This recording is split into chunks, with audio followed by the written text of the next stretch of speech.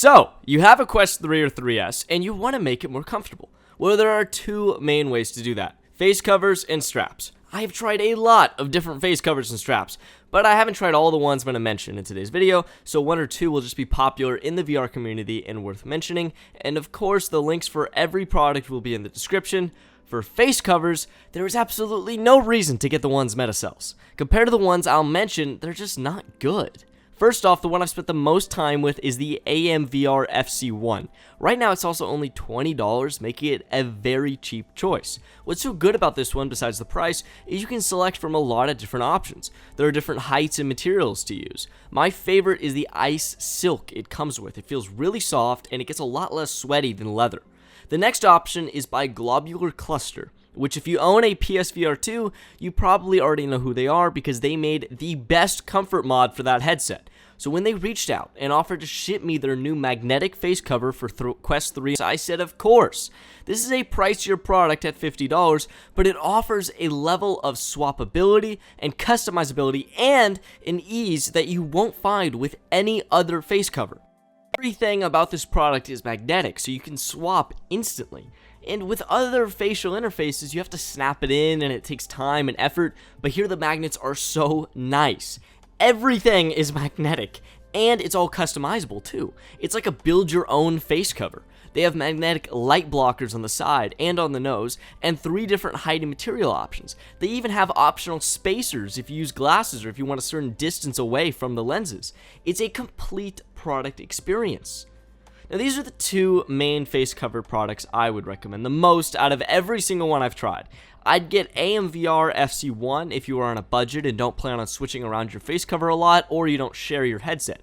I'd get the Globular Cluster F3 V3 magnetic facial interface if you have a little more money to spend and want a complete customization experience, or if you plan on sharing your headset. But just don't get the Meta facial interface because it's $40, no customizability, and it's just not that comfortable compared to the other ones. Trust me.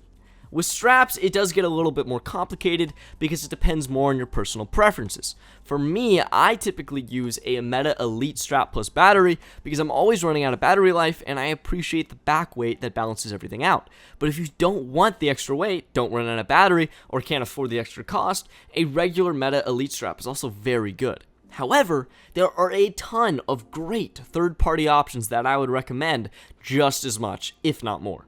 The Bobo VR S3 Pro battery strap is a popular one that a lot of people recommend. It has a hot swappable battery that you can buy more of, so you could have infinite battery life, which is pretty awesome.